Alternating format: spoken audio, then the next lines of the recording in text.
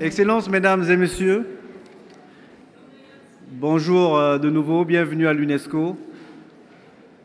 Cette manifestation, ce colloque, est organisé en collaboration avec l'ONG Femmes de Demain, l'Organisation internationale de la francophonie et plusieurs autres associations qui nous accompagnent cet après-midi. C'est une activité qui s'inscrit dans le cadre de la mission de l'UNESCO et notamment du département Afrique, du secteur des sciences sociales, la division pour la promotion de l'égalité des genres, et qui voudrait que le rôle des femmes dans l'émancipation, dans la croissance, dans le développement du continent africain, déjà reconnu par ailleurs, soit encore plus reconnu. Nous, pays africains, avons le devoir de mettre un accent particulier dans nos programmes éducatifs pour que dès la plus tendre enfance, ce concept d'égalité des sexes soit intégré et assimilé par toutes et par tous afin de devenir une réalité tangible et concrète.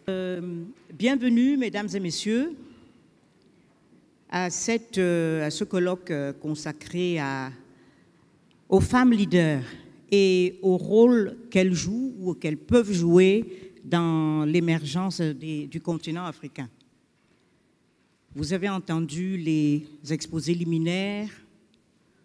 On a parlé justement de l'émergence. Et l'émergence aujourd'hui est un des thèmes, j'allais pas dire à la mode, mais qui est repris par tous nos pays et qui reste une sorte d'objectif à atteindre, même si on n'a pas toujours la même définition, le même contenu qu'on donne à cette émergence. Ce qui est clair, que c'est une forme de développement accéléré pour permettre à l'Afrique d'atteindre un certain niveau pour répondre un peu aux attentes à la fois sociales, économiques et politiques des populations. Parler de l'image de l'Afrique. Alors, avant l'émergence, nous avons eu droit à un certain nombre de programmes. On a eu les programmes d'ajustement structurel, on a eu des crises diverses et variées, mais avant tout ça, comme un fil rouge, nous avons une valeur sûre qui a été étudiée, démontrée, mise en avant par les sociologues, les politologues et tous ceux qui regardent notre continent, à commencer par nous-mêmes, et à savoir les femmes africaines. Les femmes d'Afrique sont, comme disait Madame l'ambassadeur, un capital. Un capital, c'est une assurance vie. Et alors, aujourd'hui, nous allons voir ce qu'elles font, qui elles sont déjà, celles qui sont là, et quel est le rôle elles jouent dans une Afrique qui veut aller vers l'émergence, n'est-ce pas, pour retenir ce mot. Alors, j'ai le plaisir de présenter, je vais suivre l'ordre du programme. Donc, Caroline Bibongwa, qui est maire de Bamenda.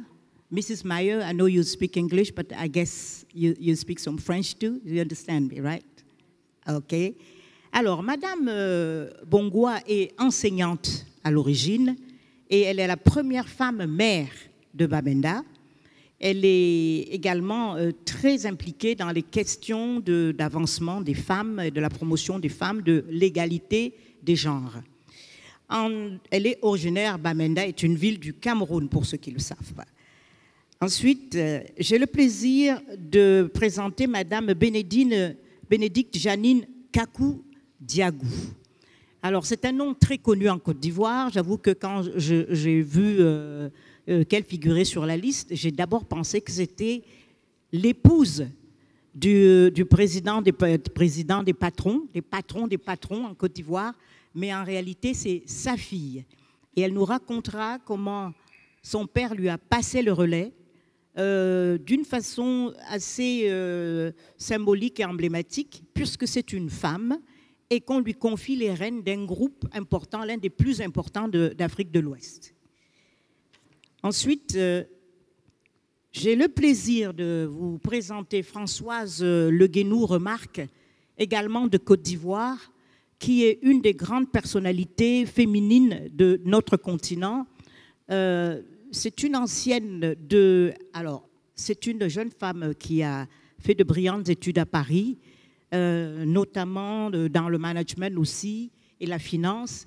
Et au moment où sa carrière s'envolait, a décidé de rentrer en Côte d'Ivoire contre l'avis des siens qui n'approuvaient pas cette décision. Bien lui en a pris parce que c'est sur place qu'elle a pu déployer tous ses talents et voilà, et construire une carrière qui est un exemple de réussite aujourd'hui. Elle a dirigé Canal+ Afrique, je crois avec siège à Dakar. Et au départ, quand elle est arrivée, il y avait 15 chaînes, on est passé à 77. Vous me corrigez si je me trompe. Et Canal+ est maintenant un véritable succès aussi en Afrique. Après Canal, comme elle n'aime pas rester au même endroit, elle aime découvrir et progresser. Et maintenant, elle est directrice des vice-présidents de la CFAO, qui est une compagnie historique en Afrique de l'Ouest. Elle nous expliquera un petit peu mieux aussi ce que ça représente. Nous avons également parmi nous, et nous sommes honorés, c'est Madame Fatimatou Mint Abdelmalik, qui est maire de Tevra Zena en Mauritanie. Tevra Zena est un des quartiers de Nouakchott et c'est la première femme aussi maire emblématique. Elle est informaticienne à l'origine. Elle est rentrée, elle a fait ses études aussi en France, en Belgique, je crois, en Belgique. Et elle est rentrée en Mauritanie où elle a d'abord ouvert une société qui s'occupait justement de tout ce qui est production et puis fourniture de matériel informatique avant de choisir le service public où elle fait carrière. Elle a été élue, réélue déjà au moins 3 fois maire de ce quartier de Nouakchott. Et nous avons également parmi nous Marilyn Mouliom-Rosalem, qui est là, de Centrafrique, qui est ancien ministre du Commerce, mais enfin, ancien ministre, ça représente une toute petite partie de sa carrière, mais évidemment, c'est toujours, ça fait toujours bien dans le CV, n'est-ce pas? Mais avant cela, elle a travaillé pour des firmes, elle est banquière. Elle a dirigé la toute première bourse des valeurs de Libreville, ce qui est une performance, même si on verra aussi que cette bourse a des problèmes spécifiques qu'elle a eu à gérer. Aujourd'hui, elle est au conseil d'administration d'une des rares banques africaines, Afriland First Bank, qui est basée à Yaoundé. Enfin, je crois aussi que c'est la Benjamine, Diane Tiako, jeune ivoirienne, qui est PDG de 100V. Alors, pareil, c'est une jeune femme qui a fait ses études en France, aussi dans le domaine de la finance, et qui a décidé de changer un peu d'orientation pour suivre ses envies et suivre ce qui lui faisait plaisir, notamment aussi pour défendre la culture et la créativité africaine.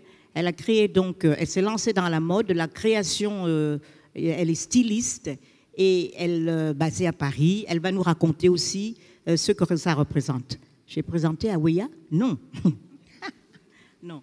Enfin, last not least, qui est aussi une des Benjamines, elle me regardait quand j'ai commencé à dire c'est la fin. Aweya Mohamed, qui est non pas... la première fois que je l'ai vue, je lui ai demandé si elle était malienne ou djiboutienne. Non, elle est somalienne. Voilà, c'est ça, non? Somalienne.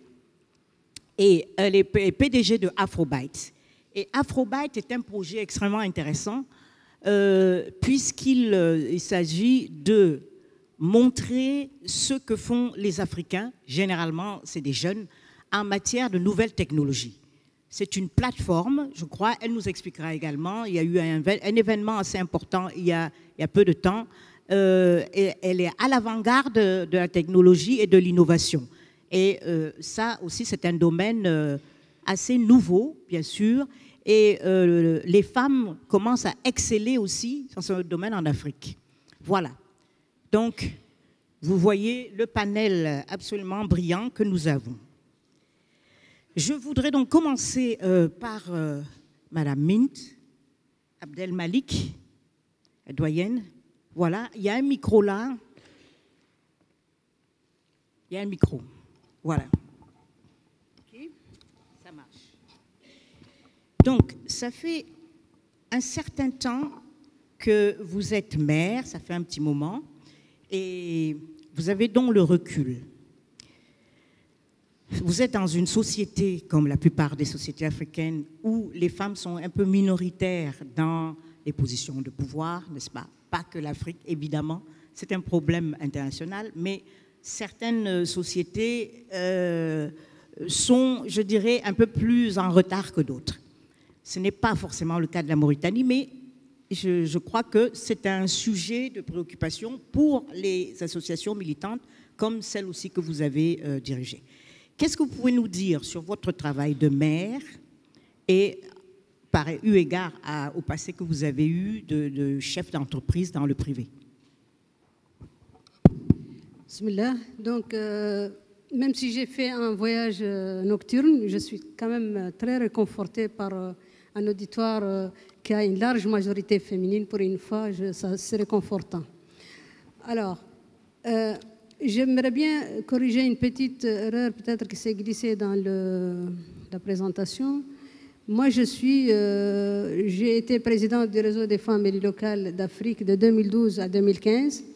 Et comme nous, en Afrique, notamment pour les élus locaux, on n'est pas très focalisé sur le pouvoir, c'est plutôt sur le changement. Donc, j'ai passé les témoins à ma collègue du Cameroun, qui n'est pas là, Célestine Ketcha. Donc, c'est elle qui préside. Et moi, j'ai toujours un pied comme étant vice-présidente pour l'Afrique du Nord. Maintenant, pour ma fonction de maire, j'ai été... aussi, je ne veux pas qu'on réduise ma commune en quartier. Donc, je l'appelle souvent. D'ailleurs, son nom dit, Tevrak Zaine veut dire finira toujours belle. Et je l'appelle souvent, j'ai l'habitude de l'appeler capitale de la capitale. Parce que c'est le centre-ville de la capitale de Mauritanie. Donc, c'est la commune qui héberge les principales infrastructures socio-économiques du pays, les sièges des pouvoirs législatifs et exécutifs du pays. Donc, c'est la vitrine. Donc, capitale de la capitale. Alors, je suis élue depuis 2001, donc plus de 15 ans de gestion municipale.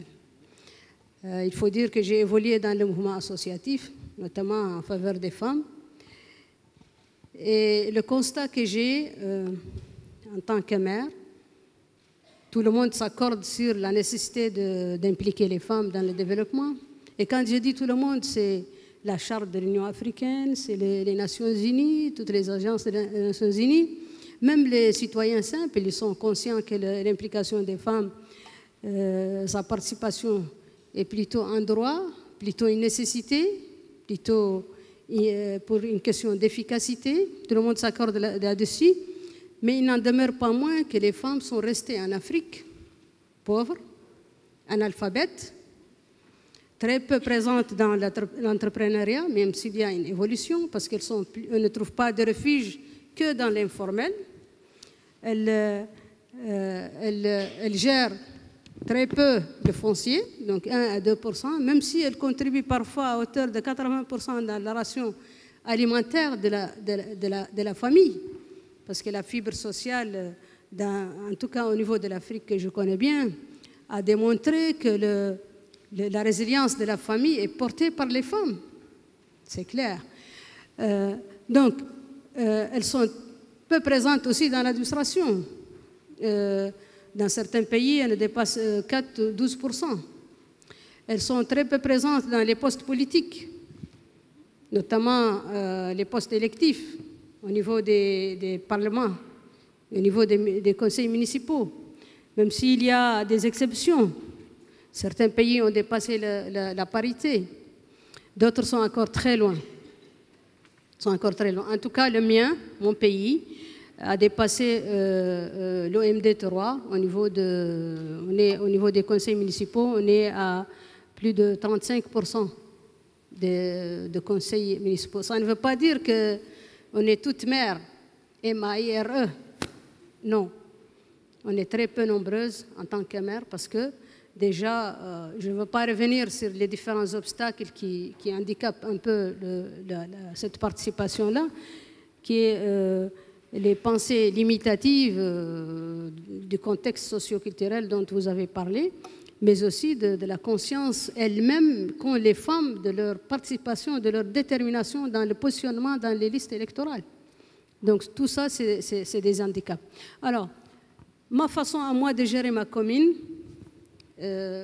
mon credo à moi, c'était justement d'avoir la porte ouverte et de démontrer, en tant que femme élue locale, seule femme élue en Mauritanie en 2001, seule femme maire en 2001, était de démontrer qu'une femme peut bien gérer une commune, peut être un modèle et ouvrir la porte grandement devant les autres. Intéresser l'électorat, c'est-à-dire je suis au service du citoyen, ça c'est mon credo, la porte est ouverte. Et quelque part, avec les différentes stratégies innovantes qui font impliquer les femmes, qui font un peu permettre aux femmes de s'intéresser à la vie politique, parce qu'on a organisé des caravanes au niveau du pays, on a sillonné le pays dans des coins très reculés et on s'est rendu compte que les femmes géraient un peu la commune, géraient la municipalité sans pour autant être les premiers responsables. Donc une fois le maire homme élu, l'écharpe est là, il part dans les villes pour travailler. Et c'est la femme qui fait face, en tant qu'adjointe ou en tant que conseillère municipale, c'est elle qui fait face aux problèmes posés sur la table. Donc, c'est des aspects qu'on a, si vous voulez, en échangeant avec les femmes, on s'est rendu compte qu'il y a un travail à faire à travers justement ces caravanes. Je me rappelle une fois dans une échéance électorale, il a fallu faire une opération de femmes au volant. Donc il fallait que toutes les femmes se mettent au volant pour aider les femmes, pour les inciter à se positionner dans les listes électorales. Mais aussi, le grand handicap est au niveau politique, au niveau des partis politiques, parce que déjà dans les directoires de ces partis politiques, il n'y a pas assez de femmes. Et donc quand on va répartir un peu les différentes missions, les différentes responsabilités, on oublie les femmes parce qu'elles sont absentes. D'accord. Juste une question à ce stade. Je vous en prie. Vous êtes donc une des premières femmes. Vous voyez que sur le terrain, ce sont les femmes quand même qui font le travail, pour dire les choses simplement. Est-ce que vous avez l'impression que vous, en tant que maire, première femme maire, vous avez fait avancer les choses sur le plan des institutions, que ça a ouvert la porte à d'autres femmes? Oui, modestement, je vais vous dire que des femmes font parfois la campagne avec la maire de Vragzena comme étant modèle, et ça a marché quelque part. Parce que nous sommes dans une société relativement conservatrice, même si la femme en Mauritanie a une place relativement privilégiée aussi, quelque part. Les femmes sont arrivées à faire basculer l'électorat en leur faveur, en leur démontrant qu'il y a une femme qui a été maire et qui a pu marcher, qui a pu offrir le service aux citoyens, qui a pu innover. Et donc, il n'y a pas de raison que les autres ne le feront pas. Et ça a marché dans certains coins de la Mauritanie, heureusement. Est-ce que vous vous occupez pas que des femmes quand vous êtes maire? Comment se présente votre quotidien? Qu'est-ce que vous pouvez relever comme résultat concret de votre travail dans le quartier que vous dirigez, pour ainsi dire? Vous savez, moi, le service communal ne s'adresse pas qu'aux femmes, s'adresse à tous les citoyens. Mais il y a une certaine implication qui se fait par les femmes, pour les femmes, qui est un peu spécifique, qui est un peu originale, je dirais. Par exemple, dans la gestion des ordures, ça c'est un exemple. Hein. La gestion des ordures, par exemple, nous, on a créé ce qu'on appelle des comités de quartier. Et ces comités de quartier étaient gérés par les femmes. Parce qu'on s'est rendu compte que ça marche bien, elles se sentent confiantes, elles sont responsables et elles aiment bien avoir leur quartier propre. Donc, quelque part, il y a une empreinte féminine qui s'est un peu, je dirais, qu'on a pu adosser sur l'approche qu'on a adoptée. Donc, c'est des services qui s'adressent à tout le monde, mais les femmes en bénéficient parce qu'elles ont toujours, quelque part, été mal impliquées. On a une approche participative. Et ça, la tendance, justement, est d'attirer un maximum de femmes autour de nous pour qu'elles s'intéressent davantage sur certains aspects, qu'il y ait des innovations, qu'elles puissent elles-mêmes s'impliquer dans des choses où avant elles ne le faisaient pas. Par exemple, avec les femmes qui évoluent dans des coopératives, par exemple, les pépinières, dans le cadre, parce que nous avons aussi un projet extrêmement important en matière d'environnement. Et là, les pépinières, les femmes qui avaient la possibilité de créer des pépinières, la commune pouvait financer les sachets, pouvait payer la facture d'eau, etc. Et en contrepartie aussi, elle achète la production de ces femmes comme encouragement. C'est des petites actions qui s'adressent aux femmes. Ça fait deux exemples. Voilà, ça fait quand même deux exemples concrets pour ressortir. Oui, merci. C'est voilà. 2 exemples concrets du travail d'une femme mère d'un quartier à Nouakchott. Now, Mrs. Bongwa, you are a mayor too, right? And in one of the largest cities in Cameroon, Bamenda. Okay. So let me start with a question on what happened last week at the parliament in Cameroon. You know, your parliament voted to punish adultery. And you know, it was a big topic, a big issue. So what do you think of that as a mayor? Did you vote for that? Je ne sais pas si c'est traduit. Il y a eu une loi qui a été votée la semaine dernière par le Parlement, l'Assemblée nationale camerounaise, et qui tend à punir, à châtier les comportements adultères par des peines de prison. Ça remplit les réseaux sociaux. Donc, on profite de l'occasion que nous avons une femme mère. Est-ce qu'elle a voté pour cette loi et qu'est-ce qu'elle en pense? I must begin by saying I'm very elated and greatly honored to be here, and thanks very much to UNESCO for having made it possible. Thanks very much for the question, and it's a really tricky one because I said a tricky question because when we talk about the law on adultery, it weighed some years back a lot on the woman, but now considering what was brought up, the man also finds himself in a situation whereby if he's caught, he has to be punished. Yeah. So you agree with that? You say, yeah, you like that new law because the men are equally punished as women.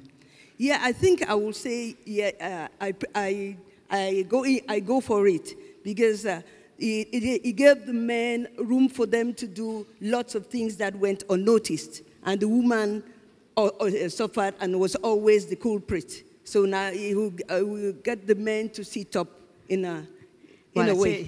C'est la dimension égalité des sexes qui lui plaît dans cette loi très controversée, qui va sans doute remplir les tribunaux. Mais voilà. So on your daily work, can you tell us something about the way you go about being a mayor of a huge city like Bamenda as a woman and, you know, in line with our topic today? Yeah, talking about my work out there in Bamenda. Yeah, Bamenda is a large city. We have got 3 sub-divisional councils that make up the city council of Bamenda. So we've got Bamenda 1, 2, and 3. I'm the mayor of Bamenda 1 and the only woman in town.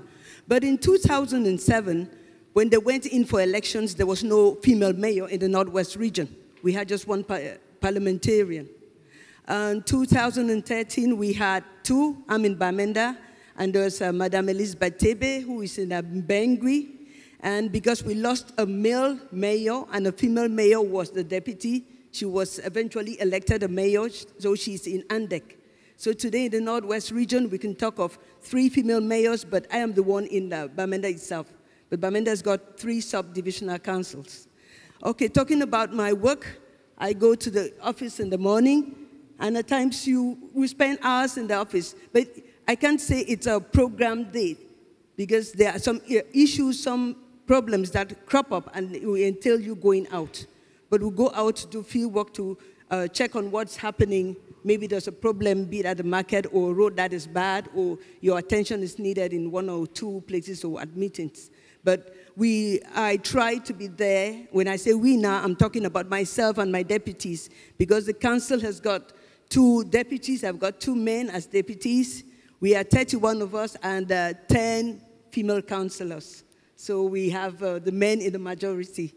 So we try to be there for the population, because they come in from time to time with their own problems. So do you feel you have enough means to do whatever you want to do to fulfill your program, for instance? I would say that is a big challenge, because talking about enough means, I wouldn't say we have enough means. It's true we have the government support, but being out here, I think it's a call to now when I talk of a call, I'm talking about our brothers and sisters, well-wishers who can really help, because we are talking about an emerging Africa, and we badly need help. We badly need help, because when you're talking about an emerging Africa, you're thinking of good roads, health facilities, potable water.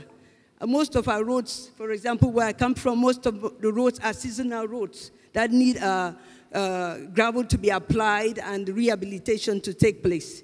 We've got the urban sector and we've got the rural sector, but the people who really do matter and the people who really have to have their voices heard are the people who are in the rural sector. And that's where we have all the problems. Now we talk about the roads, we talk about water. The problems will never end. We can just do what we can, but we try to please them with the little package we have. Thank you. I will get back to you later. Let's go further. Alors, je vais passer après le secteur public, n'est-ce pas? Honneur au privé. Je m'adresse maintenant à la fille de son père, n'est-ce pas? Janine Kakou-Diagou. Alors, Janine, vous aussi, vous avez fait de brillantes études et quand vous êtes rentrée en Côte d'Ivoire et que vous avez commencé à gravir les échelons, vous avez quand même bénéficié du fait que vous êtes la fille du patron du groupe, n'est-ce pas? Est-ce que ça, c'est indéniable? Alors merci à tout le monde d'être venu. Je remercie l'UNESCO pour cette invitation. Ça me permettra de donner ma propre expérience sur mon parcours qui est assez singulier. Quand je suis rentrée en Côte d'Ivoire, je suis allée tout droit travailler pour une corporation bancaire, Citibank. Et ensuite Mobile Côte d'Ivoire, dans le domaine financier. Et quand mon père a créé ce groupe, je n'étais pas très fan de rejoindre le groupe familial. J'avais quelques appréhensions relatifs déjà à notre culture. Comme je suis quelqu'un de très ambitieuse, et qu'il y avait quelques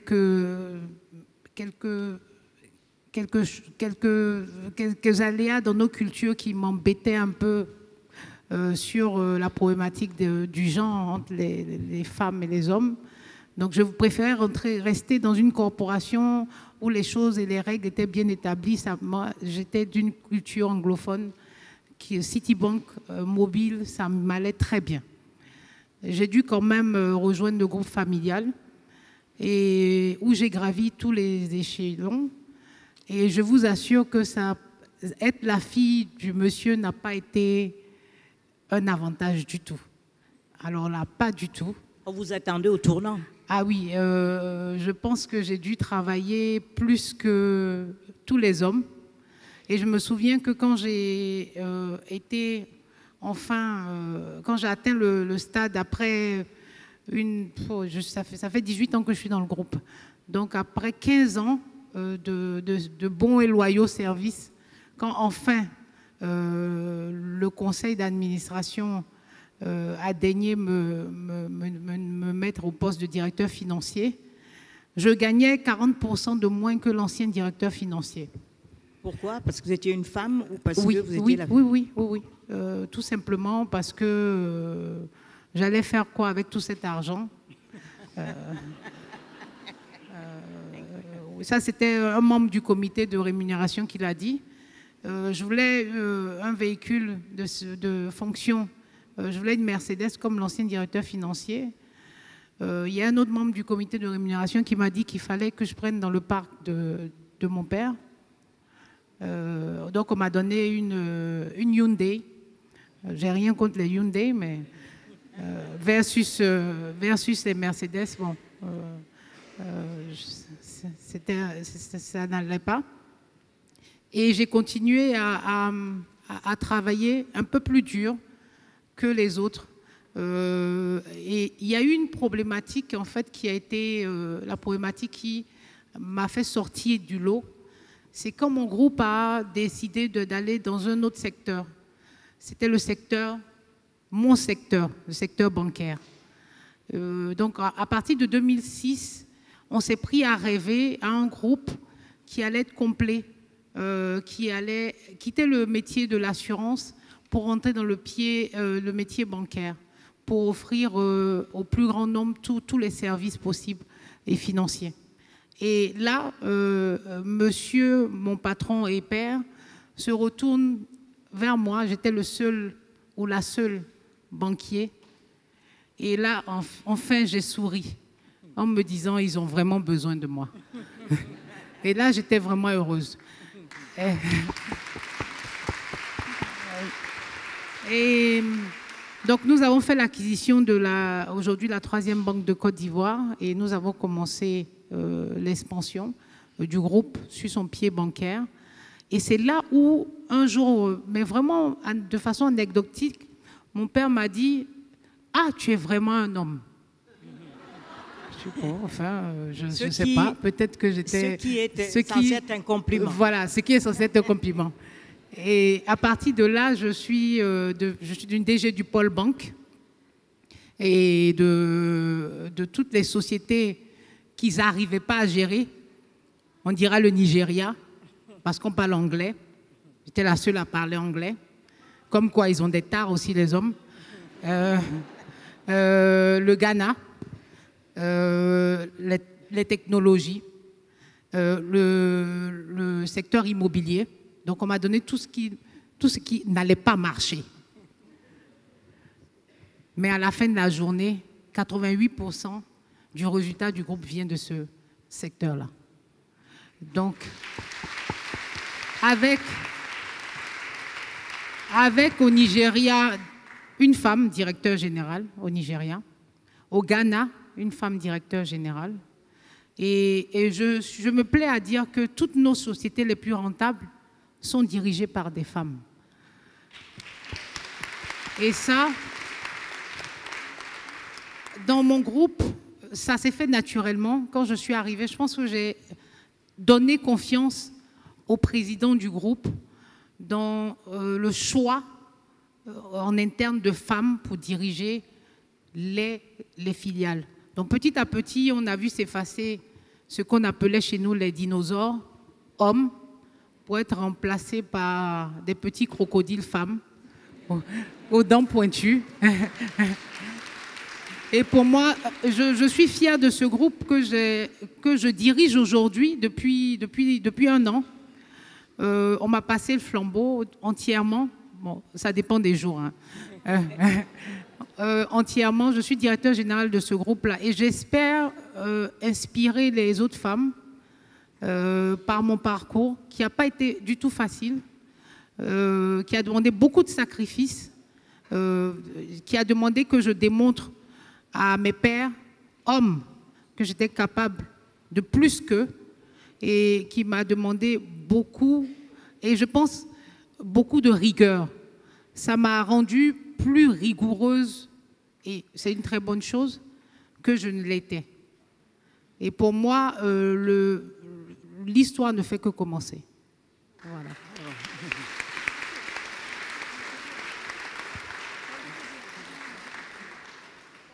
Je voudrais rappeler que le groupe NCA a quelques caractéristiques très intéressantes puisqu'il comprend 45% de femmes contre 55% d'hommes, ce qui est à saluer, et que vous avez conduit avec succès l'entrée dans le capital du groupe de plusieurs partenaires financiers, et aussi vous avez conduit avec succès le rachat de la banque NCA ex-BIAO, n'est-ce pas? Oui. C'est dans le petit... Et je voulais rajouter aussi que j'ai inspiré, enfin j'ai forcé la main à la création de la fondation NCA pour le développement de la jeune fille. Et pour moi, c'est très important. Oui. C'est l'une... Enfin, en dehors de l'œuvre du monsieur, je pense que ça, au moins, je peux compter ça à mon actif. Voilà.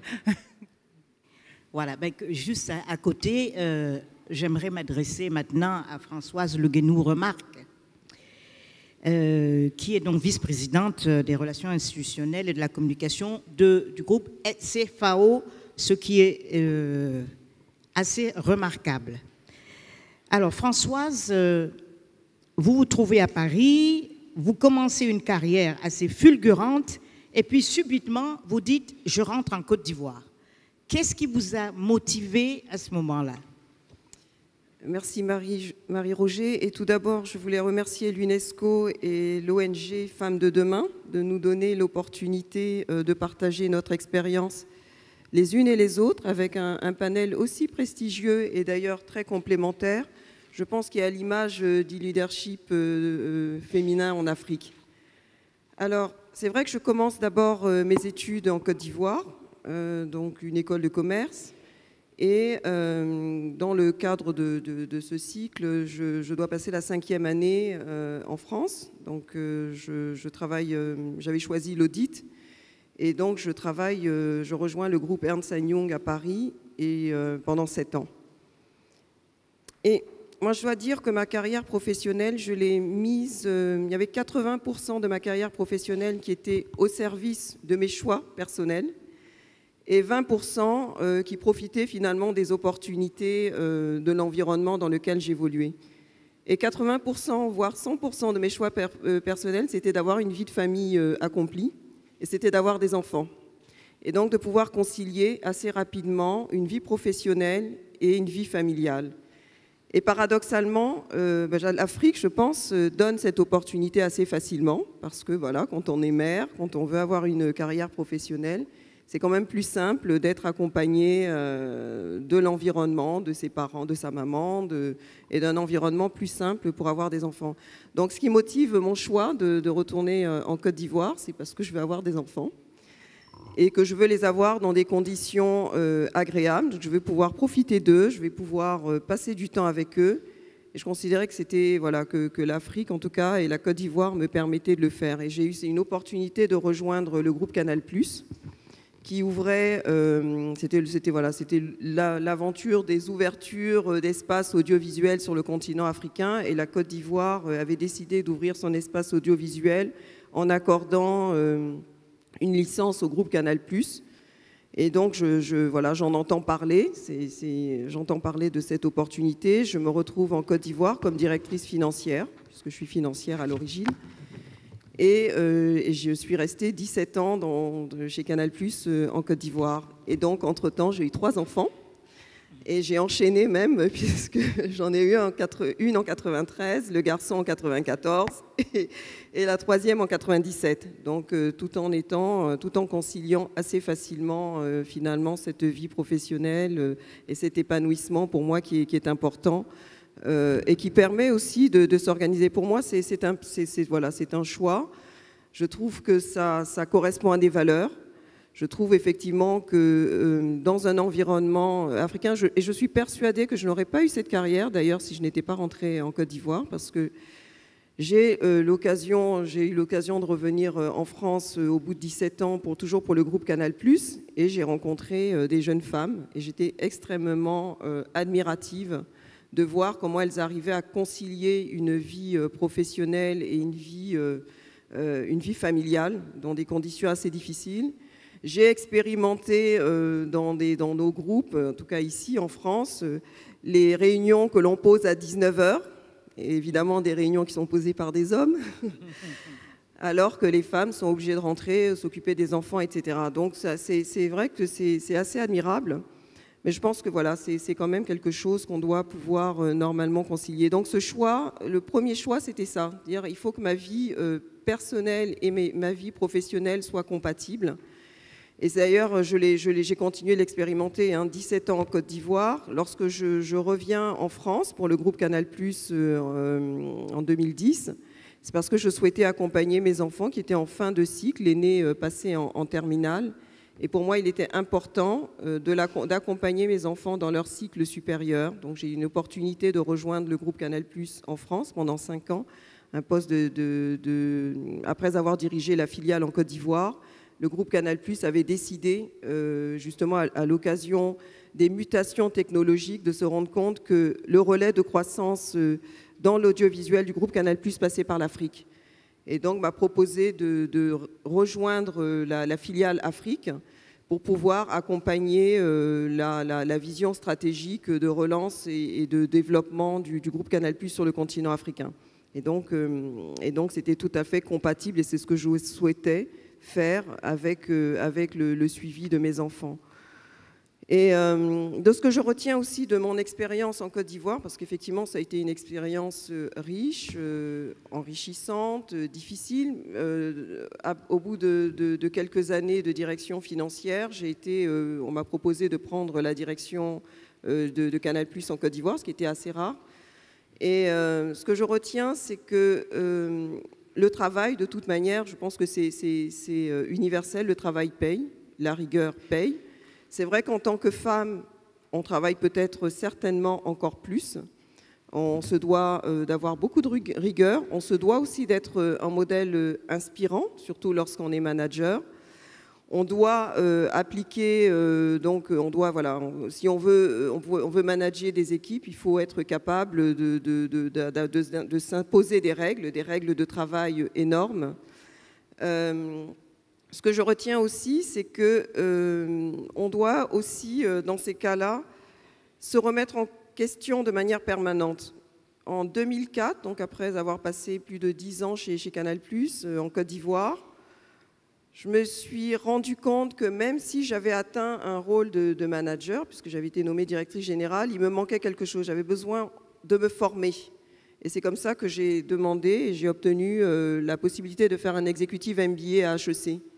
Je trouvais que c'était important, après avoir passé tout ce temps en Côte d'Ivoire, de me confronter à des expériences différentes, rencontrer de nouvelles personnes, avoir la possibilité de sortir de mon pays, me faire un réseau aussi non négligeable et démontrer qu'en étant en Côte d'Ivoire, on pouvait aussi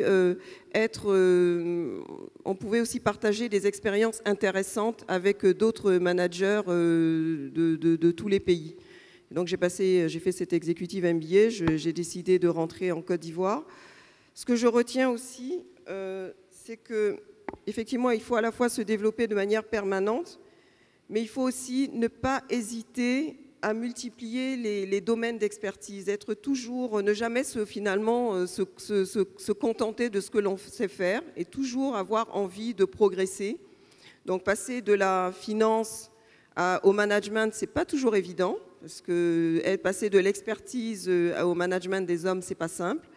Passer du management des hommes à une direction de la communication, c'est encore un autre domaine, ce sont d'autres compétences.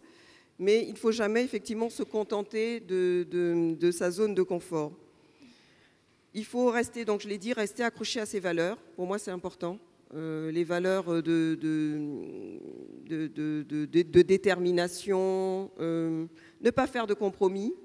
C'est vrai, surtout que lorsqu'on arrive à certains postes, on peut parfois se dire est-ce qu'on ne fait pas certains compromis, est-ce qu'on n'est pas tenté par certaines choses? Non, il faut vraiment rester, quitte à ne pas à céder ou à ne pas à risquer de perdre son poste. Il faut effectivement rester sur un certain nombre de valeurs.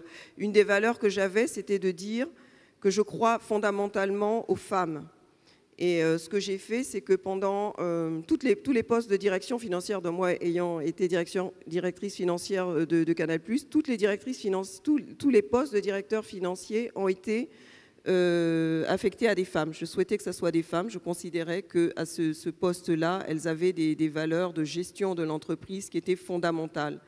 On est en Afrique, on appartient à un groupe international, on a des règles à respecter, et je trouvais que les femmes le portaient bien.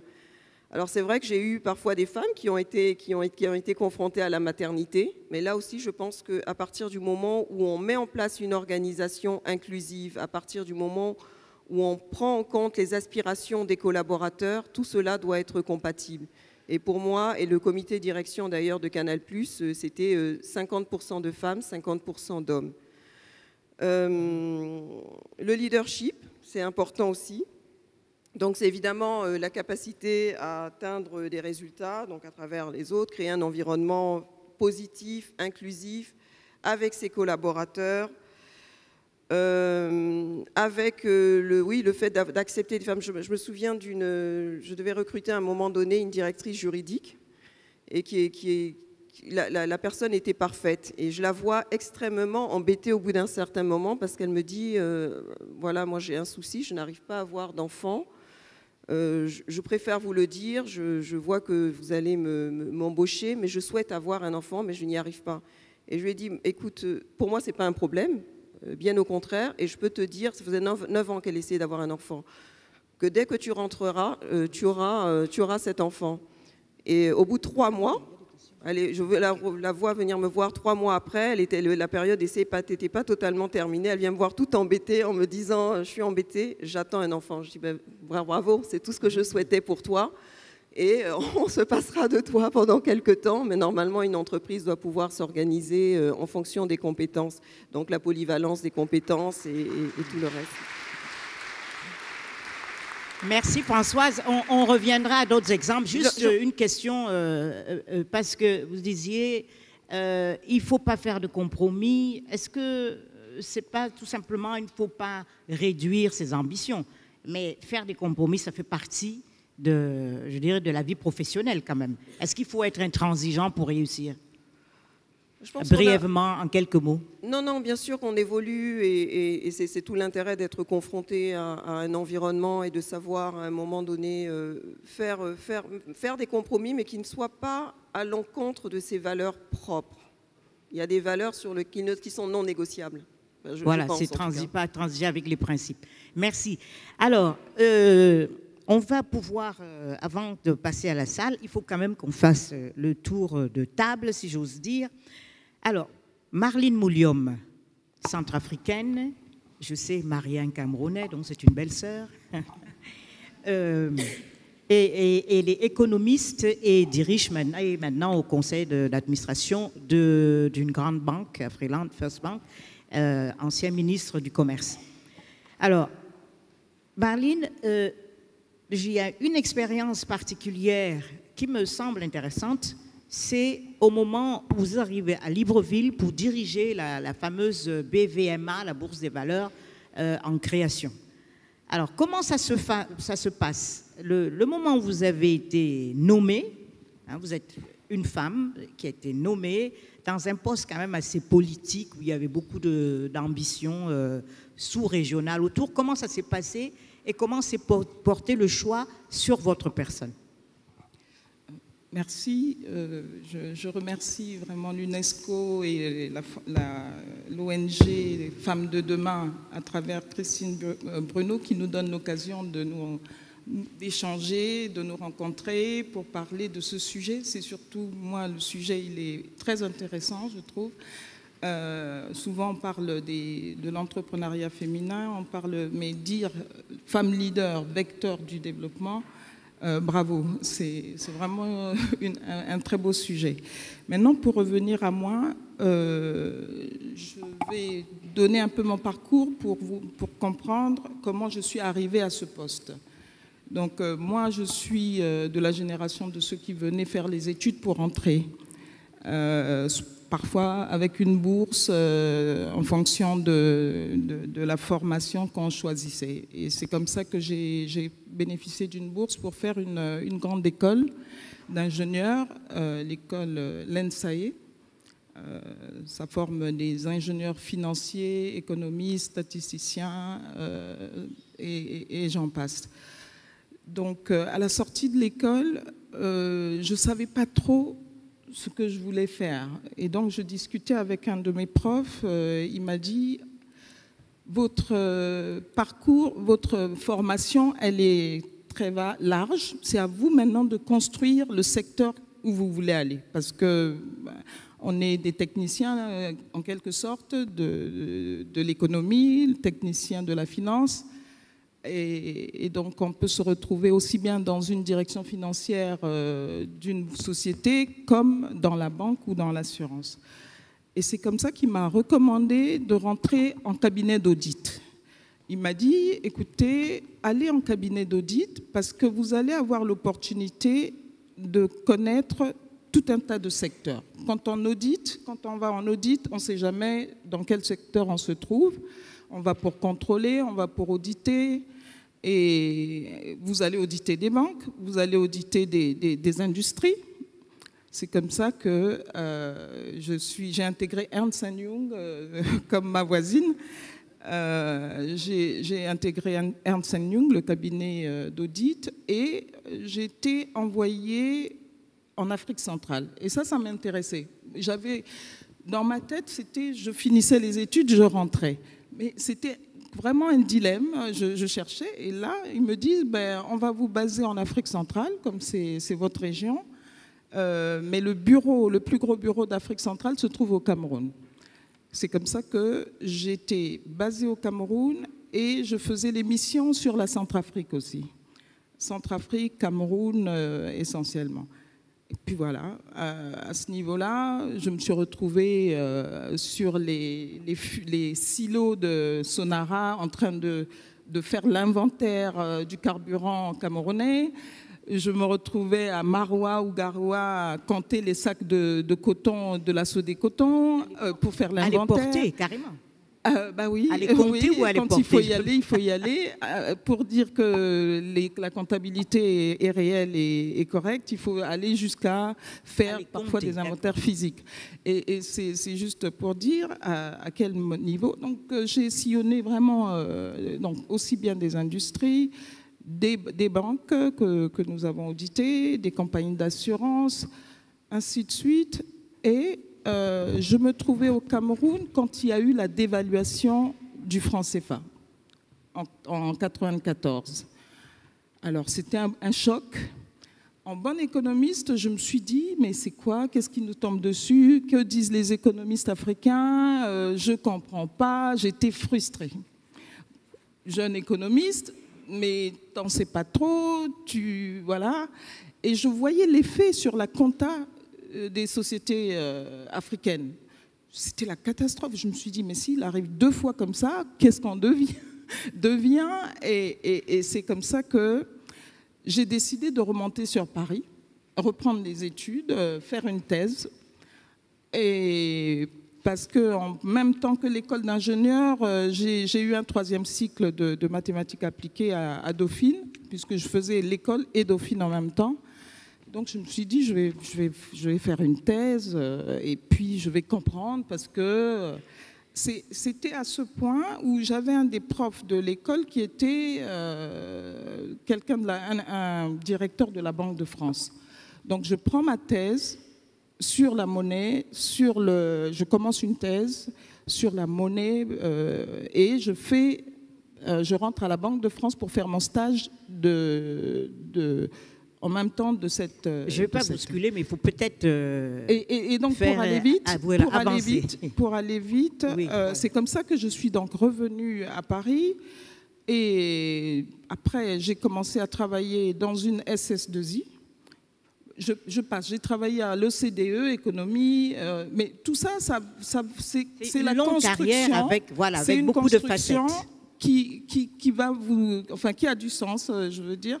Très vite, OCDE, Société Générale, Banque de France.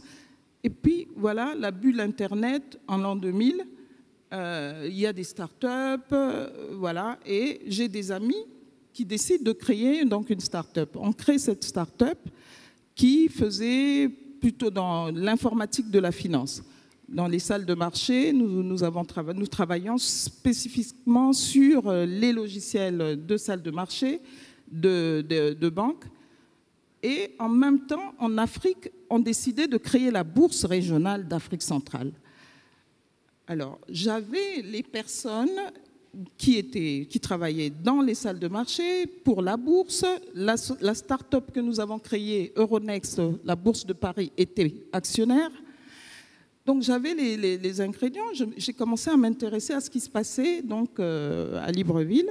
C'est comme ça que je me suis intéressée. Et puis, on s'est intéressé surtout pour être prestataire de services, pour installer les systèmes de la bourse régionale d'Afrique centrale. Et on a envoyé nos dossiers, nos plaquettes, les CV des personnes. Et c'est là où j'ai été approchée par le conseil d'administration de cette bourse qui a été créée pour me dire, vous êtes de la région, nous, c'est un DG qu'on veut qui viendra faire ce que vous nous demandez, vous voulez. Alors, est-ce que vous ne voulez pas être DG? Ah oui, donc en fait, une suite logique. C'est comme ça que j'ai donc... C'était une suite logique et aussi un heureux concours de circonstances. En fait, c'était logique par rapport, cohérent par rapport au travail que vous faisiez déjà. Exact. Et alors, comment ça s'est passé? Vous arrivez et vous êtes une femme à Libreville. J'insiste parce que je connais un petit peu l'histoire. C'est quand même un poste qui n'est pas que technique, il est très politique. Comment ça se passe? Effectivement, c'est un poste politique. Il y a une partie politique, c'est le régulateur qui vraiment est la partie politique, mais la bourse, qu'on appelle l'entreprise de marché, c'est plutôt privé. C'est privé, les actionnaires sont les banques de la région, sont actionnaires. Et donc c'est pour ça que je parlais du conseil d'administration.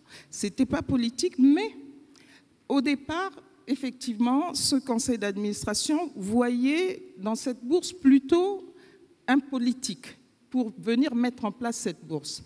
Et quand ils m'ont approché, ils m'ont dit, voilà, il y a un ancien ministre qui va être DG, mais votre profil nous intéresse pour que vous soyez DGA. Alors que j'étais directrice générale ici à Paris, dans cette SS2I qui marchait bien, je leur ai dit, ça m'ennuierait d'aller en Afrique, être DGA pour mettre en place quelque chose que je crois n'est pas facile et avoir au-dessus de moi des politiques qui vont peut-être pas comprendre et on risque de rentrer en conflit. Donc vraiment, gardez votre poste. Je ne prends pas ce risque d'aller en Afrique pour un poste de DGA dans ces conditions-là. Et quelques jours après, ils m'ont appelé pour me dire finalement, bon, ben on fait le choix, vous êtes DG. Eh bien, ça vous montrait, voilà, ce que disait Françoise. Mais ça n'a pas été... Voilà, c'est ce que disait Françoise. Qu'il ne faut pas, il ne faut pas marchander avec ses ambitions et il faut pas être toujours trop modeste. C'est ce qu'on reproche aux femmes souvent. Alors, je voudrais passer la parole maintenant à une jeune high-tech. On les appelle juste tech maintenant, n'est-ce pas? Toi, tu es la doyenne dont tu parles en dernier, c'est comme ça. Non, tu es la Benjamin, pardon. Alors, je voudrais passer la parole à Aweya Mohamed, pour qu'elle nous parle de Afrobyte, cette plateforme de technologie africaine. Elle va nous surprendre, vous serez surpris par tout ce que peuvent faire les jeunes start-up africaines actuellement. Bonjour à tous. Tout d'abord, merci à mon tour de remercier l'UNESCO et Christine Bruno de donner la parole au sein d'un panel aussi inspirant. Je ne vais pas m'attarder sur mon parcours. Très rapidement, en quelques mots, moi j'ai un parcours dans la communication. J'ai travaillé dans des grands groupes audiovisuels, dans des grands groupes industriels et financiers. J'ai eu l'occasion de m'expatrier 2 fois, une fois à Londres, une fois à Casablanca.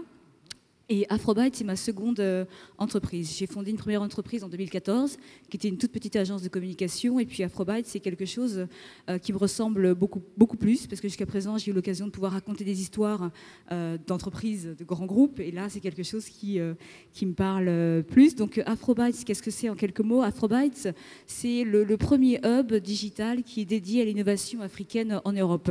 Ça n'existait pas, c'est le premier, et on est basé à Paris. Afrobyte, c'est le pont entre la tech africaine et la tech européenne. En tout cas, c'est comme ça qu'on se présente. Nous, on s'adresse aux startups africaines qui visent l'international, également aux startups européennes qui font face ici à des marchés saturés et qui ont des produits qui sont intéressants pour le continent africain.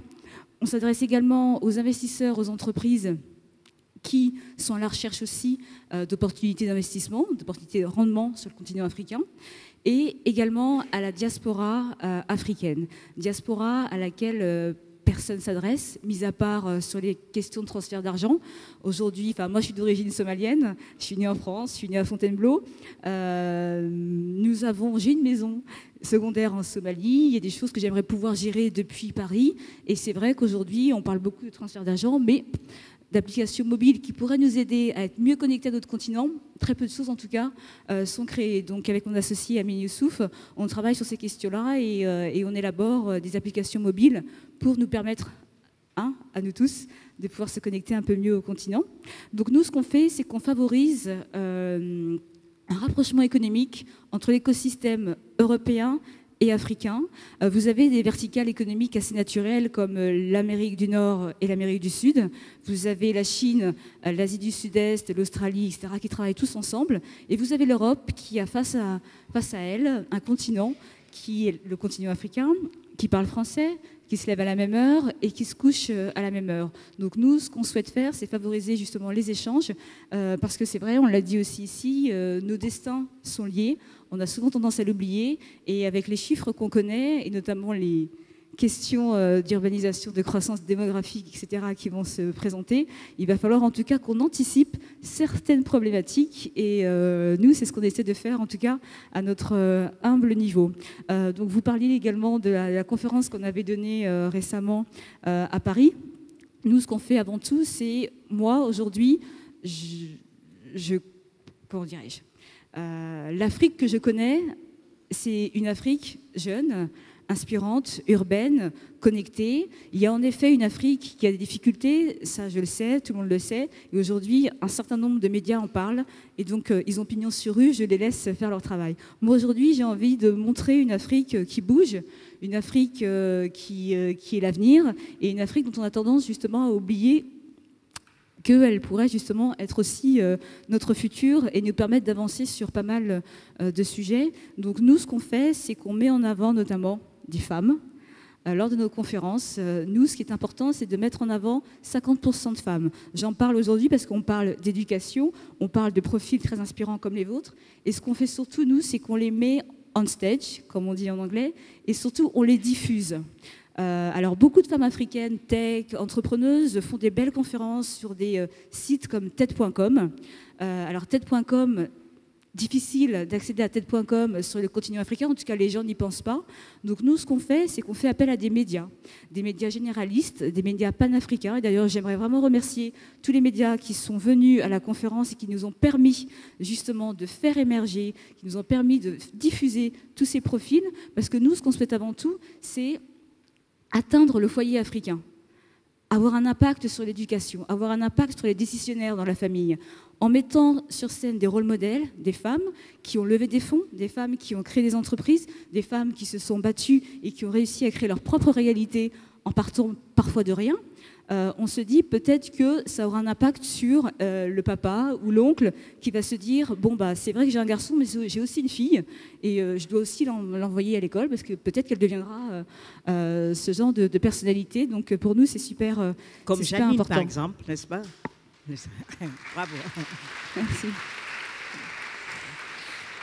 Alors après j'aimerais revenir en effet sur des défis aussi auxquels sont confrontées les femmes, c'est que c'est vrai qu'on a beaucoup de mal à se marketer. On a beaucoup de mal avec notre propre personal branding. Et ça, c'est aussi la façon pour nous, notre façon de pouvoir répondre à ce genre de problématiques, c'est en effet de pouvoir, encore une fois, diffuser ce type de profil, parce que souvent, en effet, on a souvent affaire à des mêmes profils qui parlent de l'Afrique, qui parlent de la tech, alors que le continent africain est un énorme vivier. Et donc, nous, en effet, on amplifie ce sujet-là. Et le second défi, qui est aussi extrêmement important, c'est la marque Afrique. Alors, j'aimerais m'attarder un petit peu là-dessus. La marque Afrique est un sujet extrêmement important pour moi et pour mon associé. C'est qu'aujourd'hui, on part du principe que les gens n'achètent pas un produit, mais ils achètent une histoire. Donc, on part du principe que la marque Afrique, aujourd'hui, a été extrêmement mal menée. En tout cas, le storytelling n'a pas été très bon. Alors, la faute à qui, peu importe. En tout cas, aujourd'hui, il est grand temps de pouvoir, en tout cas, la reprendre et pouvoir diffuser une image juste du continent africain. Alors, l'idée n'est absolument pas de nier les réalités. C'est absolument pas ça, le sujet. L'idée, aujourd'hui, c'est de pouvoir aussi parler de l'Afrique qui marche. Et c'est vrai que si on veut, aujourd'hui, mettre en avant ces entrepreneuses, mettre en avant leur initiative, mettre en avant les startups africaines, il faut aussi repenser l'image du continent africain. Et donc nous, les personnalités que nous mettons sur scène sont des jeunes gens qui ont des parcours exceptionnels, qui ont fait des grandes écoles, que ce soit ici, les mines, à Paris, ou alors peu importe, aux États-Unis, Wharton, ou alors encore l'INSEAD. Nous, c'est important aussi de leur dire que vous avez aujourd'hui sur le continent africain des leaders qui sont déjà là, qui sont déjà en train de repenser le système économique de demain, et que c'est avec eux qu'il faut faire du business. Donc pour nous, c'est vraiment important de travailler ce sujet-là. Est-ce qu'il y a beaucoup de femmes qui ont des entreprises, qui ont des start-up? Il y a beaucoup de femmes africaines dans les... Il y a beaucoup de femmes. Oui, il y a beaucoup de femmes qui ont des start-up. Et moi, je crois beaucoup aux femmes parce qu'aujourd'hui, comme vous le disiez, elles sont aux avant-postes de tous les sujets. Que ce soit la santé, l'éducation, la formation, elles savent mieux que quiconque ce qu'il faut et ce dont la communauté, la famille a besoin. Même pour leur propre business, elles savent exactement ce qui peut leur faire gagner du temps, ce qui peut surtout améliorer le business et ce qui peut surtout, en tout cas, faire avancer la communauté. Et donc, moi, ce que je crois profondément, c'est qu'il faut aujourd'hui leur donner la possibilité d'être elles-mêmes conceptrices d'applications. C'est extrêmement important. Pardonnez-moi, mais je pense qu'elles savent mieux que les hommes ce dont la société a besoin. On est d'accord. Ouais. Alors, nous sommes à l'UNESCO. On peut parler d'éducation parce que je sais que quelqu'un n'est pas d'accord, non? Alors, à l'UNESCO, je sais qu'on causait tout à l'heure et je parlais d'introduire des outils numériques à l'école pour que les enfants y aient accès dès le plus bas âge. Et là, vous me disiez, les tablettes, c'est bien, mais il y a autre chose maintenant. Il y a d'autres moyens de toucher des élèves qui sont loin des écoles ou des centres urbains. Oui, en effet, j'ai fait rappeler quelques chiffres.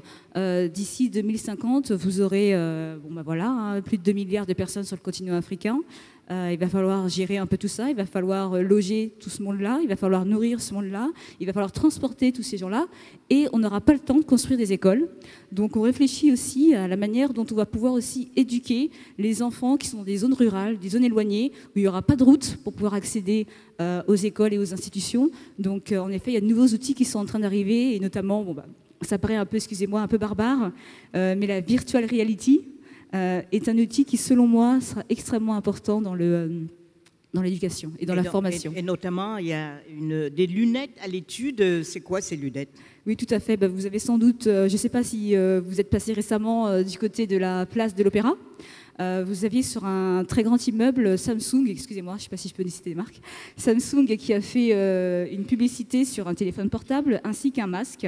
C'est un outil dont on croit, sur lequel on mise beaucoup, qui a un énorme potentiel et qui va pouvoir permettre de mettre du contenu. Parce qu'en fait, ce qui va se passer, c'est que les jeunes gens aujourd'hui vont avoir le choix.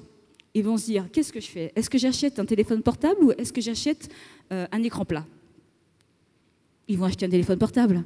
Et ce qui va se passer, c'est qu'aujourd'hui, on va mettre à disposition des outils qui vont leur permettre de pouvoir avoir accès à des contenus très spécifiques sur ce téléphone grâce à ce masque. Voilà, donc ça, c'est une des des innovations à venir. Et il faut signaler qu'il y a pas mal de jeunes Africains maintenant qui construisent, qui fabriquent, qui produisent des tablettes, des ordinateurs, n'est-ce pas, aussi au Congo, en Côte d'Ivoire. Il faut savoir que le continent africain est le continent qu'on qualifie de mobile first continent. En fait, les gens n'ont pas d'ordinateur portable, ou très peu. Tout le monde a un téléphone portable. Et en fait, souvent, l'accès premier à Internet se fait via le téléphone. OK. Voilà, une petite incursion dans le high-tech. Et maintenant, la note artistique, mode, fashion, n'est-ce pas, branchée. Et ce sera avec notre Benjamin Diane Tiako. Bonjour, je voudrais remercier l'UNESCO et Femmes de Demain de m'avoir conviée à cette conférence sur le thème du leadership que je porte avec beaucoup d'affection. Moi, j'ai passé en fait la moitié de ma vie entre Abidjan et Paris. J'ai réalisé l'ensemble de ma carrière professionnelle dans le domaine de la finance. J'ai d'abord travaillé pour le groupe UBS France et ensuite pour le groupe Crédit Mutuel CIC. Il y a quelque temps, en fait, je me posais beaucoup de questions concernant ma quête de sens et je me demandais ce que je pouvais réaliser pour mettre plus de sens en fait dans mon quotidien. J'ai donc décidé d'utiliser en fait mon talent et ma créativité et de la mettre en fait au service de mon travail.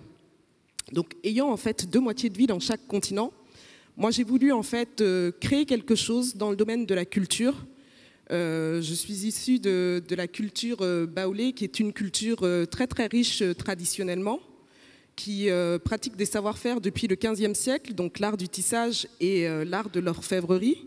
Et l'idée, c'était donc de créer quelque chose en mettant en avant ces savoir-faire. En novembre 2014, j'ai donc créé Sanvé, qui est une maison de couture qui allie les savoir-faire traditionnels baoulés de ma région à l'élégance française. Donc cette maison de couture se veut être la première maison de luxe africaine, donc qui allie ses savoir-faire traditionnels. Sanvé, ça signifie la clé dans ma langue maternelle. Donc d'une part, la clé qui ouvre sur ce monde qui est très riche, et également la clé qui ouvre sur un chemin singulier. J'ai un parcours atypique, je n'ai pas fait d'école de couture, je suis plutôt une financière, mais j'ai quand même réussi à créer quelque chose de différent avec la volonté, avec la passion, avec le travail. Et au travers de Sanvé, en fait, finalement, je souhaite aussi donner la possibilité à l'autre, c'est une marque de vêtements pour femmes, donc aux femmes, la possibilité de se réaliser et d'être soi. Donc c'est pour ça que j'ai appelé cette marque de vêtements la clé. Donc moi, en fait, je dessine des pièces qui sont uniques pour ouvrir donc un chemin unique. Chaque personne est singulier. Chaque personne, lorsqu'elle se découvre et prend conscience de son talent et de sa créativité, est capable, en fait, pour moi, d'apporter énormément de choses et vraiment d'être excellente dans ce domaine-là. Donc je propose, en fait, aux femmes de bénéficier d'une pièce unique qui va les accompagner tout au long de leur chemin de vie. Donc ces pièces sont tissées à partir de fils de coton tissés à la main par des artisans ivoiriens de la région du centre de la Côte d'Ivoire. Les pièces que j'utilise aussi ont une symbolique puisqu'en fait elles racontent une histoire, elles racontent l'histoire de ce peuple qui depuis le XVe siècle consigne en fait l'ensemble de sa connaissance au travers de l'art. Donc voilà, j'ai pris ce virage à 180 degrés il y a 2 ans maintenant et j'en suis très heureuse. La banque ne me manque pas du tout. Elle me permet de pouvoir encore mieux exceller au quotidien. Donc voilà, c'est assez complémentaire.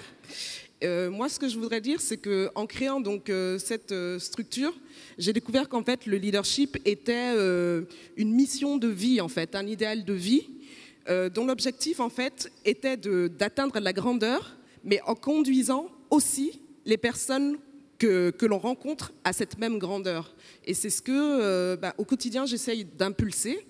Et je travaille en fait pour continuer à répondre à cette quête, en tout cas, d'idéal.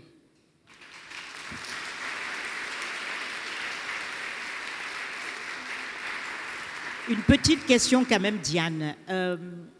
Là, dans la mode, je dirais, l'esthétique, voilà, ambassadrice de la culture africaine, qu'est-ce que vous pensez de ceux qui disent que les femmes, elles s'engagent surtout, elles créent surtout dans le domaine de la mode et que la démarche que vous avez eue serait rarement celle d'un homme? Est-ce qu'il y a comme ça, des domaines réservés aux femmes Est-ce que vous considérez que vous avez choisi de faire ce que vous faites parce que vous êtes une femme?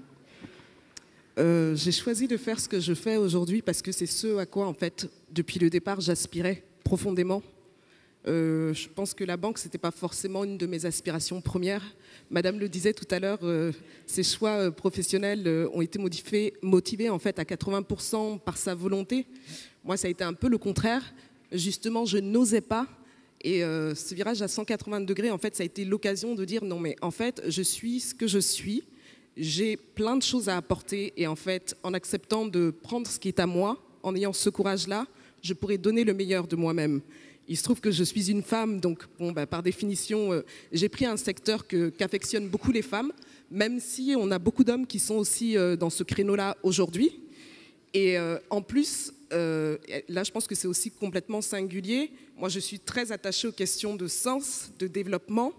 C'est vrai, ce sont des vêtements que je fais, mais au travers de ces vêtements-là, c'est aussi le développement de mon pays, puisque je travaille avec des artisans qui sont sur place, des artisans qui cultivent des trésors depuis des années, et à aucun moment on a pensé à se dire eh ben tiens, ça en fait il faut le préserver, et même mieux que ça, on peut devenir une référence dans ce domaine-là.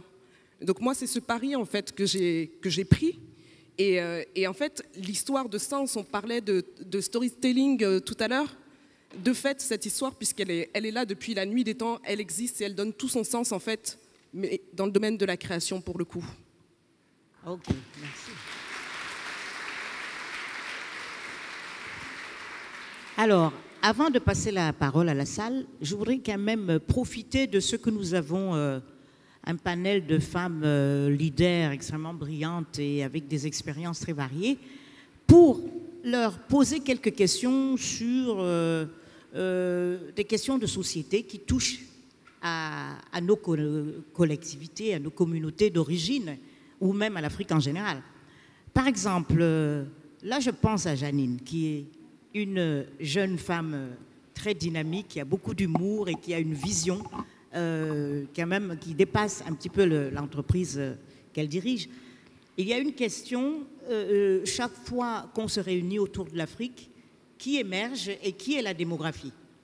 Et on nous dit en 2050, il y aura 2,5 milliards d'Africains. Et ceux qui en parlent font comme si c'était une menace. Généralement, c'est perçu comme une menace. Je ne sais pas comment voyez-vous cette question et qu'est-ce que ça vous inspire, Janine? Évidemment... Celles qui veulent réagir après. Oui. Évidemment, c'est perçu comme une menace. Moi, je pense que c'est une grande chance pour ce continent. Les autres continents sont en train de mourir. L'Afrique se renouvelle tous les jours. C'est 50% de jeunes, 50% de femmes aussi. Pour moi, si on arrive à allier l'accès pour les femmes, même à l'égalité de chance dès le départ pour les femmes, cette Afrique-là ne pourra que s'envoler. Ce continent regorge, peut-être que les Africains sont les seuls à ne pas savoir que ce continent est un trésor. Et oui. Ce continent est un trésor et le sujet démographique ne pourra être résolu que par les femmes. Ne pourra être résolu que par les femmes. Je trouve, moi j'ai vu quelques statistiques sur des pays comme le Niger où on dit plus fort taux de fécondité, 6 enfants par femme. Bon, je me dis, bon, il y a peut-être un souci d'information au niveau de ces femmes-là, mais il n'y a que les femmes qui pourront réguler la croissance démographique, qui pourront, parce que nous sommes celles qui mettons au monde les hommes, et oui, bien sûr, et nous sommes celles qui leur inculquons les valeurs qu'ils ont aujourd'hui. Moi, je trouve que les femmes partagent une très grande responsabilité dans le traitement qu'elles ont aujourd'hui, que les hommes leur infligent. Moi, j'ai 2 garçons que je traite comme des femmes. Oui, je traite comme des femmes. Oui, parce que j'estime que je dois leur montrer à ces futurs hommes-là que les femmes sont aussi valables que les hommes. Et pour moi, mes garçons, c'est un peu mon petit champ de maïs, là, avec que je fais des expériences. Ils doivent savoir faire la cuisine. Ils doivent savoir qu'il faut ranger leurs affaires. Ce n'est pas un moment qui va ranger les affaires. Parce que si on les habitue à un certain nombre de choses, quand ils deviendront des hommes, ce sera la femme qui ne devra pas aller travailler, qui devra ranger leurs affaires. Non, il n'en est pas question.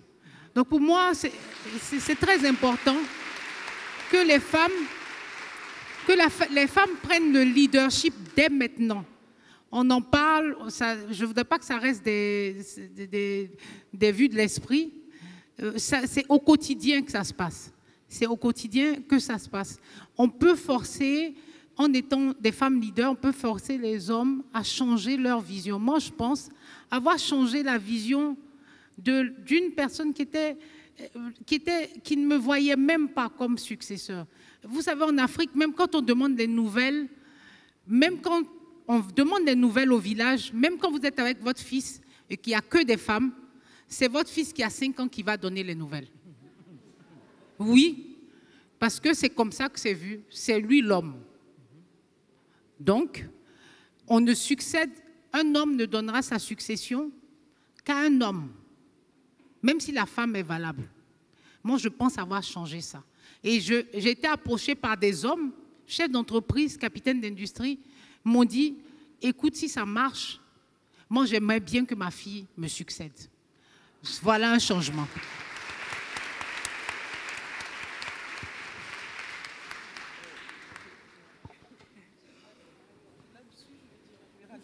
Oui, vas-y. C'est pour dire que 2050... Marine. Oui, Marie-Roger, oui. 2050, c'est aujourd'hui que ça se prépare, comme elle l'a dit. Et j'adhère complètement. Et c'est ce travail-là qui est en train de se faire. Les femmes ont leur part à prendre. C'est de l'éducation des enfants, des garçons comme des filles. D'ailleurs, il faudrait penser à ce qu'on forme les garçons à la mixité, qu'ils comprennent ce que c'est, parce que parfois ils ont peur, parce qu'ils ne connaissent pas, comme quand on ne connaît pas. Mais surtout, la société doit prendre conscience que 2050, ce n'est pas loin. Ce sont nos petits-enfants ou nos enfants. Et aujourd'hui, si on ne prend pas les choses en main pour changer les choses, on va se retrouver dans une situation peut-être pire que la situation d'aujourd'hui. Donc c'est bien de prendre conscience de toutes les réalités et de ne pas rater le coche, parce qu'il n'y a pas que du mauvais. Aujourd'hui, il y a l'accélération de l'économie qui peut se faire très rapidement par ce qu'elle a bien expliqué tout à l'heure, les nouvelles technologies, la numérisation, tout peut aller très vite pour l'Afrique. On est en train de parler de l'Afrique, puisque tout le monde, pratiquement tous nos villages ont le téléphone aujourd'hui. Tout le monde a le téléphone, on n'a pas besoin d'être intellectuel, aller à l'école, où tout le monde a le téléphone, et le téléphone est devenu l'instrument pour faire de la communication, pour faire de la banque.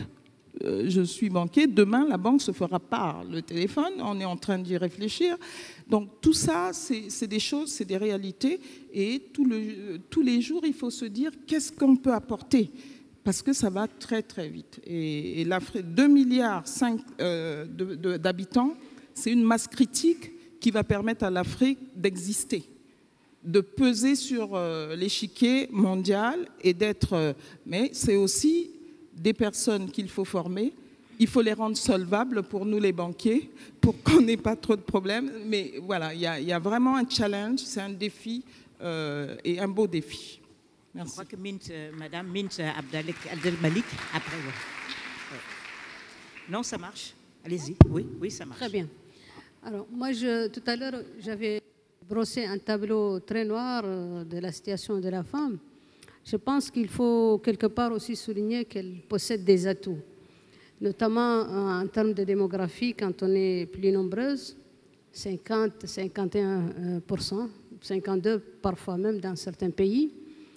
Mais mieux que ça, nous avons une espérance de vie beaucoup plus importante que celle des hommes. Donc les projets ont plus de chances d'être conduits avec des gens qui vont vivre plus longtemps qu'avec d'autres. Ensuite, nous avons aussi un leadership féminin qui se développe de plus en plus. Et il est grand temps de se dissocier de l'idée selon laquelle les femmes sont vulnérables. Les femmes, il faut plutôt les considérer comme étant un élément déterminant dans le développement, un élément déterminant dans la cohésion sociale, un élément déterminant dans l'instauration de la paix, un élément déterminant j'avais parlé tout à l'heure de la résilience de la famille, parce que c'est un support économique, même si ce qu'elles font n'est pas versé dans le flux économique. Elles sont à grande majorité présentes dans le secteur informel, et ce qu'elles ont comme apport dans l'économie locale est extrêmement important, même s'il n'est pas quantifié. Et ça, c'est injuste envers les femmes. Donc, ce qui manque, c'est justement de mettre en place des opportunités pour tout le monde, à part égale, et de commencer déjà par le foyer, parce que quelque part, la discrimination, elle se fait au niveau des foyers. C'est les mamans, c'est les femmes elles-mêmes qui sont artisanes de cette discrimination, parce qu'elles font la distinction entre les enfants, les garçons et les filles. Les filles, on va les tirer de l'école. Quand elles reviennent de l'école, elles vont accompagner la maman pour les tâches domestiques, pendant que le garçon est en train de réviser ou aller jouer au ballon. Et ça, c'est une injustice qui se situe déjà au niveau des foyers. Maintenant, il y a des actions innovantes qu'il faut nécessairement mettre en place, notamment cesser de féminiser un certain nombre de métiers. Par exemple, quand on dit quand toutes les femmes sont vouées à être secrétaires, vouées à être infirmières, et même sage-femme. Si un homme est sage-femme, on va l'appeler sage, il va garder le nom sage-femme, même s'il est un homme. Donc, il faut, et c'est ce que moi je fais au niveau de ma commune, j'instaure un prix, par exemple, pour les filles, en termes de compétitivité, pour les filles qui adhèrent accèdent à des disciplines scientifiques avec des formations, avec des moyens importants. Donc, il faut nécessairement qu'on ait, si vous voulez, en tant qu'élus locaux, en tant qu'élus local, qu'on puisse innover pour justement mettre la main sur appréhender un certain nombre de dysfonctionnements au niveau de la société qui peuvent être, si vous voulez, sur lesquels on peut mettre la main avec... Est-ce que vous voulez dire juste un petit mot sur la démographie et le oui, rôle de... Maintenant, pour l'Afrique, j'en viens. Parce que moi, je sais qu'au niveau de l'Afrique, notre diversité, c'est un continent qui regorge de ressources humaines, de potentialités énormes, donc qui doivent être, si vous voulez, exploitées. Maintenant, en tant que gestionnaire de l'urbain, de collectivités locales, je pense que s'il y a une démographie anarchique, ce sera un casse-tête, en tout cas pour la planification urbaine. Donc il faut nécessairement qu'on puisse dès à présent réguler un certain nombre d'aspects au niveau de nos collectivités locales, sinon ça va poser un problème, même si la démographie n'est pas un handicap en soi. Si c'est bien géré, si les stratégies et les approches sont bien... Vous avez dit le maître mot gestion. Donc, est-ce que, parce que les soucis, les inquiétudes qui sont exprimées, c'est de se dire, il y a certes du potentiel, mais il y a pas mal de choses qui ne sont pas encore à niveau, l'éducation, mais même l'autosuffisance alimentaire, et puis l'urbanisation où on va loger tout ce monde-là, etc. Donc, il y a une question. Je crois que Aweya voulait aussi s'exprimer. Oui, j'aimerais ajouter quelque chose sur la démographie. C'est vrai que c'est un sujet extrêmement anxiogène parce qu'on présente cette chose-là comme quelque chose de catastrophique. Moi, je pense que ça peut être une très grande chance. En revanche, ça pourrait être extrêmement problématique si on ne gère pas cette histoire maintenant. Juste pour vous donner une idée, en 2030, vous allez avoir 450 000 jeunes qui vont arriver sur le marché du travail et sur le continent africain. Il va falloir créer 200 millions d'opportunités professionnelles. Ça ne s'est jamais vu dans l'histoire de l'humanité, donc il va falloir commencer à activer les choses assez rapidement. Juste à titre indicatif, je reviens de la Commission européenne qui nous a entendus parce qu'ils ont repéré notre initiative. Et nous, on leur a demandé, on leur a dit, mais alors vous en êtes tous sur vos réflexions sur ce sujet-là? Ils en sont nulle part. Ils en sont nulle part et ils voient ça comme un danger. Donc, moi, ce que j'ai en train de vous dire, c'est que aujourd'hui, la logique de marché a changé. Le continent africain est un continent qui inspire. Le continent africain, aujourd'hui, est un continent qui est en avance sur certains sujets, même beaucoup de sujets, notamment sur les usages. Là, vous avez par exemple le groupe Orange qui lance une banque, qui lance la mobile money. Ils se sont tout simplement inspirés de ce qui se passe en Afrique, notamment au Kenya, avec ce sujet que vous connaissez tous comme M-Pesa. Donc voilà, on parle souvent de rattrapage pour le continent africain, mais ce que je suis en train de vous dire, c'est que voilà, il est aussi en avance sur beaucoup de choses et qu'on devrait envisager la co-création. Elle sera bénéfique pour tous et de toute façon, on n'a pas le choix. On n'a vraiment pas le choix. Voilà, on n'a pas le choix, mais merci. C'est la première partie.